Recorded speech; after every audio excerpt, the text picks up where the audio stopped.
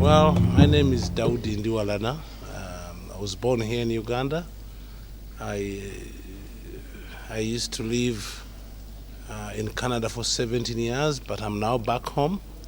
I came back in the year 2000, and I have no regrets.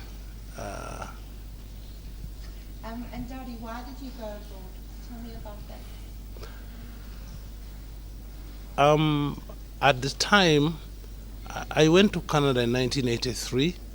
Uganda had a lot of political problems, a lot of insecurity. So I left the country. But I also wanted to go to school, so I went to Canada, went to school and did many other things. That's really why I left. How long did you stay in Canada for? I lived in Canada for 17 years, from 1983 to year 2000. Then I came back. And what made you come back? It was just a feeling. I wanted to go home, come back. I'd been away for a long time. Uganda was more peaceful, and I just felt me go home. I didn't have all the answers to questions like where are you going to stay? Will you have a job? I said going home was more important to me. I said I'll go and sort it out when I get there. When I came to Canada, I didn't have a job arranged for me, but I came. But I went there, so I just came back. And how did your wife feel about the decision? It was appropriate. She had things she was doing here, and so we felt very comfortable with it to live here. We had the option of living in Canada, but we both decided to be here, and it's been good. What were your expectations of coming home, and how were they different to the reality?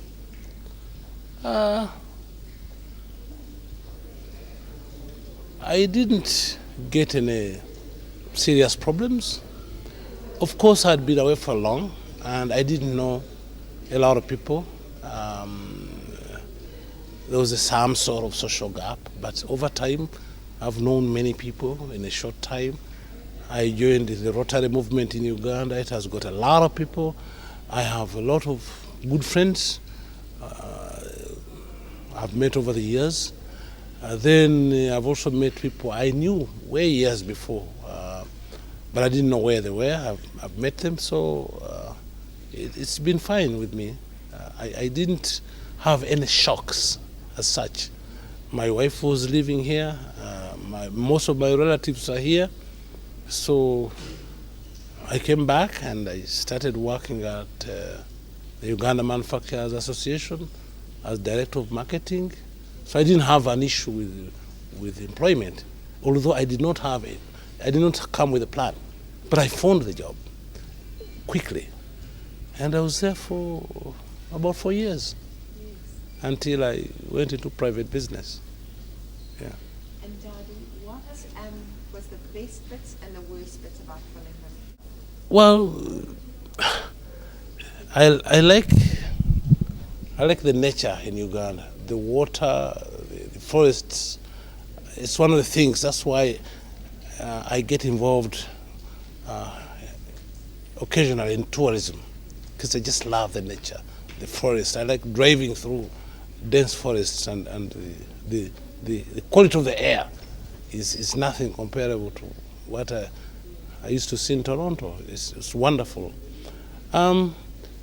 There have been a few challenges. You know, when you've been away for a long time, you might sometimes, like the driving,